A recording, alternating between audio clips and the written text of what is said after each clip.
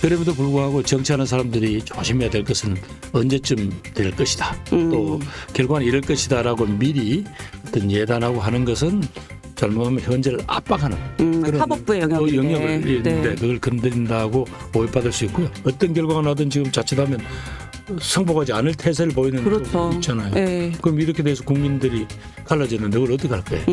그런 부분들도 고민하고 있지 않을까.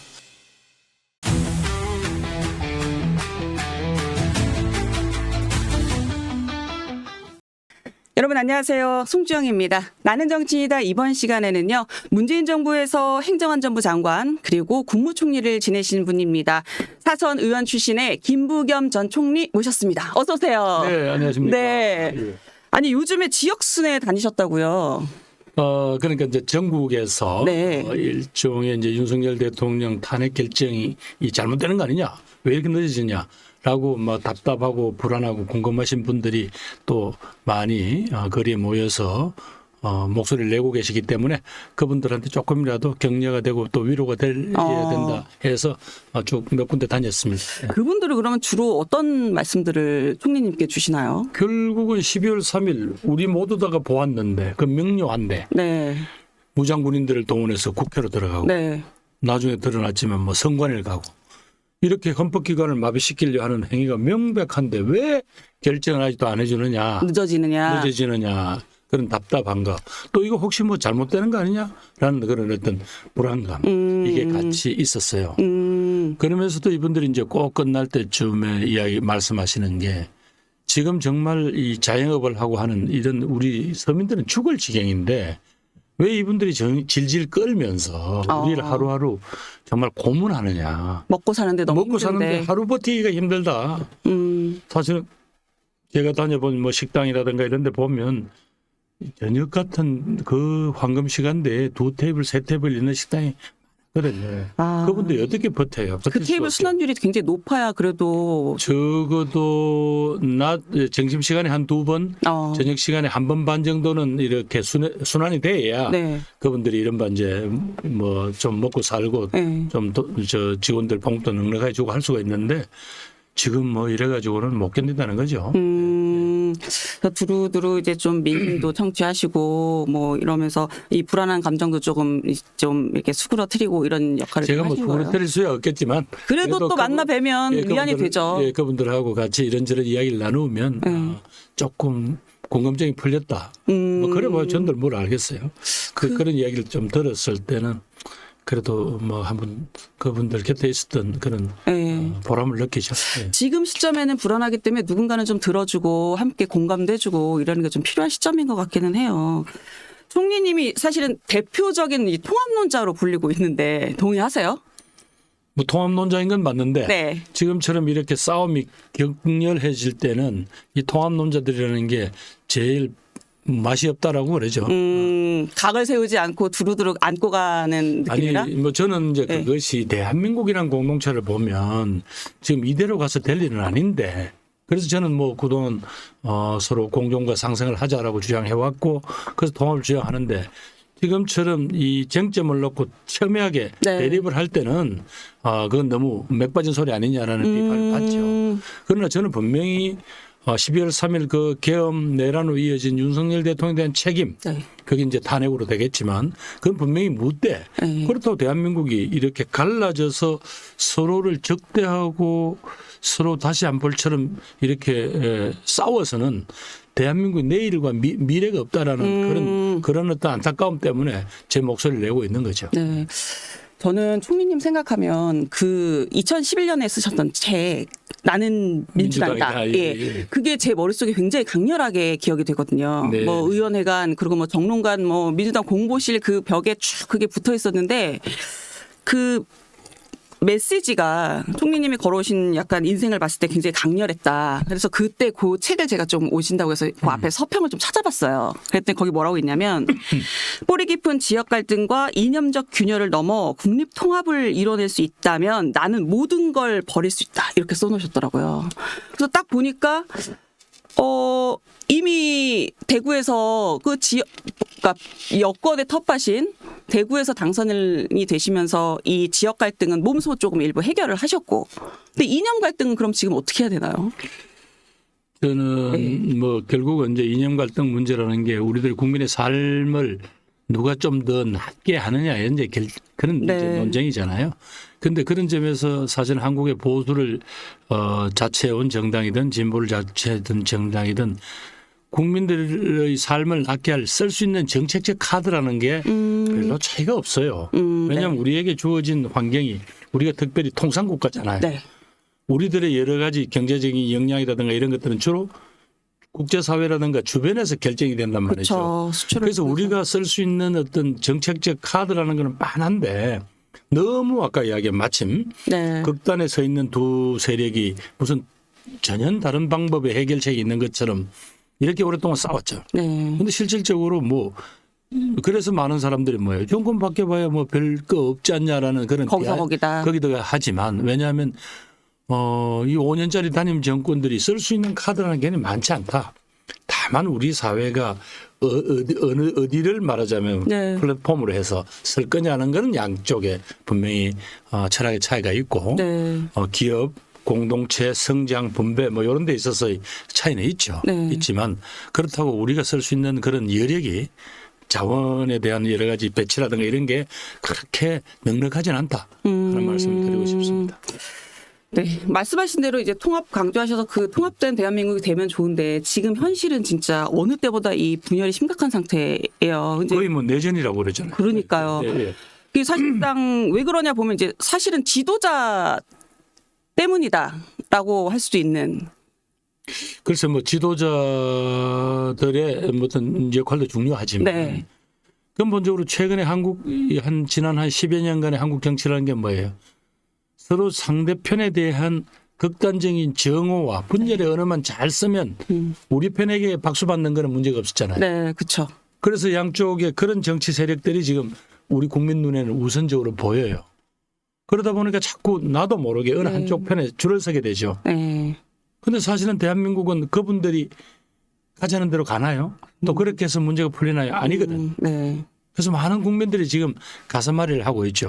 이건 아닌데 이대로서는 문제가 안 풀릴 텐데 걱정을 하고 계시잖아요. 그러니까 이 양쪽 진영에서 항상 우리는 민심을 대변한다라고 얘기를 하는데 그래서 제가 민심을 대변한다는데 왜 대한민국은 이렇게 어렵고 혼란스러울까? 근데 어디서 제가 문구를 보면서 박수를 딱 무릎을 쳤던 게 민심을 앞서는 건 역사의 심판이다. 민심만 바라보고 가다 보면 대한민국 공동체 전체를 놓고 봤을 때 어떻게 했느냐는 역사가 평가할 것이다. 정치인들은 그거에 대해서 좀 집중해야 된다. 이런 얘기가 있기는 하더라고요.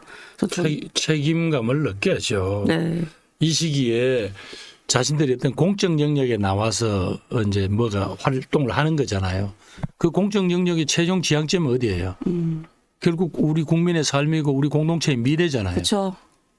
그게 잘못되면 우리는 전부 다 정말 빠져 죽어야 된다라는 그런 정말 절박감이 있어야 되는 거 아니에요? 그런 거 없이 가다가 구한 말에는 왕실과 그 정말 고리타분한 그런 뭐 양반 관료들이 네. 결국 나를 결과적으로 팔아먹었죠. 결과적으로 나라를 잃어버렸단 말이죠. 그리고 그 많은 국민들의 삶이 정말 말하자면 타국에 완전히 내팽개쳤잖아요. 네.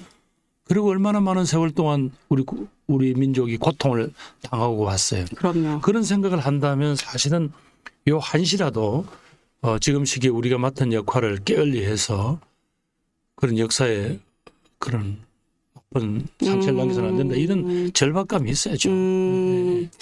역사로부터 좀 교훈을 얻어서 조금 이 상황을 좀 돌파했으면 좋겠다. 이렇게 말씀 주신 걸로 이해를 하겠습니다. 예. 그 현안 얘기를 좀 해볼게요. 먼저 한독수 총리 탄핵 기각 얘기를 좀 해볼 텐데 민주당 이 탄핵소추 구전 9패 여기 관련해서 총리님이 이제 민주당 좀 책임 느껴 한다고 하셨는데 예.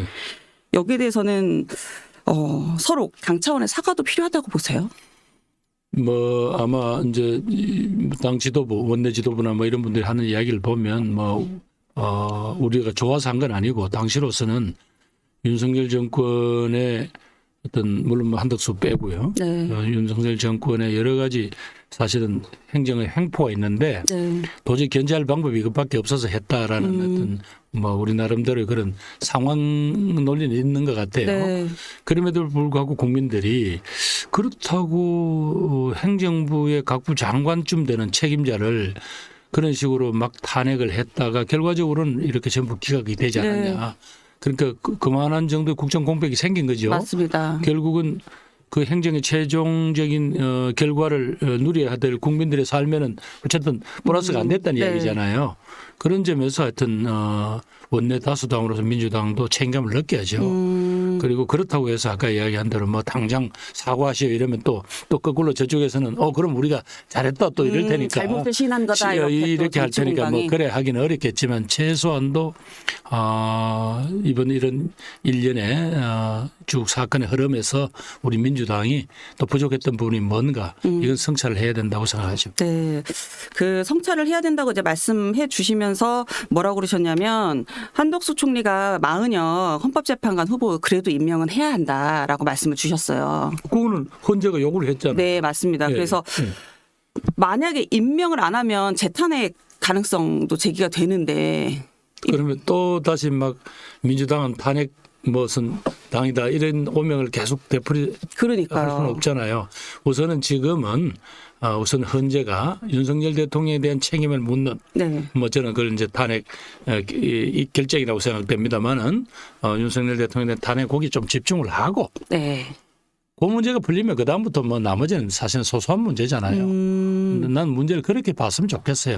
우선 당장 헌재가 결정함에도 불구하고 이른바 헌법재판관 임명을 소위 뭉개고 있다고 봐야 되죠. 뭉개고 있는 뭐 최상목 대행이나 또 이제 돌아온 아직 뭐 한 총리는 모르겠습니다만 이분들의 어떤 그런 행동이 여러 가지로 괘씸하긴 하죠. 네.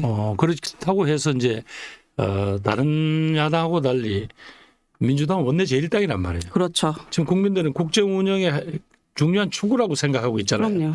그런데 여기서 자꾸 그렇게 탄핵에 대해서 민주당이 하니까 민주당은 왜 좀 어른스럽고 책임지는 모습을 안 보여. 네. 뭐 이런 어떤 비판이 따르잖아요. 네. 우리는 항상 그래서 어떤 정치 행위를 하고 나면 민주당은 그 후과까지도 같이 고민을 해야 되잖아요. 예. 총리님, 그 윤 대통령 탄핵 심판 선고 이거 늦어지는 거 말씀을 주셨는데 지금 최대 관심은 언제 선고가 될지 그리고 어떤 결정이 날지예요. 일단은 뭐 예측은 기각 인용 뭐 머릿속에 생각되는 답변은 있는데 어떠신가요? 뭐 저는 당연히 12월 3일 온 국민이 지켜봤잖아요. 아니 무장 군인들이 헌법기관에 들어가고 그렇게 말하자면 헌법기관을 정지시키려 했는데 그런 행위가 책임을 이른바 뭐 거기에 대한 처벌을 받지 않는다면 이게 무슨 우리가 이야기하는 민주공화국의 헌정 질서 자체가 네. 뭐 무너질 거니까 전 그 점에서는 당연히 그렇게 되리라고 보고 그게 이제 국민의 상식과 눈높이다라고 네. 봅니다. 그럼에도 불구하고 정치하는 사람들이 조심해야 될 것은 언제쯤 될 것이다. 또 결과는 이럴 것이다라고 미리 어떤 예단하고 하는 것은 잘못하면 현재를 압박하는 그런 사법부의 영역인데. 영역을 있는데 네. 그걸 건드린다고 오해받을 수 있고요. 네. 또 하나는 뭐 이렇게 늦어지는 이유가 그분들 나름대로 제기되었던 쟁점은 하나하나 다 꼼꼼하게 살피고 있다고 저는 그렇게 봅니다. 그래야 나중에 아무래도 네. 그 후유 쪽이 어떤 결과가 나든 지금 자칫하면 승복하지 않을 태세를 보이는 그렇죠. 쪽 있잖아요. 네. 그럼 이렇게 돼서 국민들이 갈라지는데 그걸 어떻게 할 거예요? 그런 부분들도 고민을 하고 있지 않을까 그렇게 생각합니다. 그래서 시기를 뭐 옆에서 말하자면 특히 일반 국민들도 조심해야 되지만 또 네. 정치하는 사람들이 막 그렇게 미리 예단해서 어떻게 하고 하는 거는 이건 바람직하지 못하다고 생각합니다. 언제다 뭐 이번 주 말이다 4월 뭐 하고 중 결과 이럴 네. 것이다 하는 것도 조심스럽습니다. 어쨌든 사법부의 고유 영역에 대해서 좀 존중을 하고 괜히 뭔가 압박하는 듯한 그런 모양새를 취하지 말아야 된다. 그래야 우리 헌정에 대한 최소한도의 안정이 확보되지 네, 않겠습니까? 삼권 분립이 보장돼 있는 국가에서 말씀하신 대로 이제 그게 되게 자연스러운 수순으로 좀 이렇게 보장이 되면 좋은데 요새는 좀 그렇지 않아서. 그래도 참아야죠. 네. 그래도 참아야죠. 그렇지 않고 서로 간에 아까 이야기한 네. 자기들의 의지대로만 가려고 하면 이 공동체가 무너지지 않습니까? 네. 네. 맞습니다. 요거는 어떻게 보세요? 간혹 국민의힘도 그렇고 민주당도 그렇고 4월 초로 넘어가면 윤석열 정부 대통령한테 좀 더 유리하게 될 거다. 이것도 저희 참아야 될까요? 그것도 소위 말해서 네. 거기에 계신 헌법재판관들이 제일 이런저런 고민을 많이 하고 하나하나 하는데 옆에서 무슨 이런 문제를 사법적인 이런 문제를 무슨 평론가들이 평론하듯이 하는 게 그게 뭐가 도움이 되겠어요. 그래서 그런 부분들도 조금만 참으면 네. 그분들의 결과가 또 고민의 결과가 나올 것이고 그래야 또 국민들이 충분히 문제 제기 자체를 다 짚어봤구나. 네. 그러고도 어떤 결론을 내렸구나. 뭐 이렇게 하는 것이 그나마 향후에 어떤 후과가 있다면 그 부분들을 어떻게 수습하는 데도 도움이 되지 않겠어요? 네.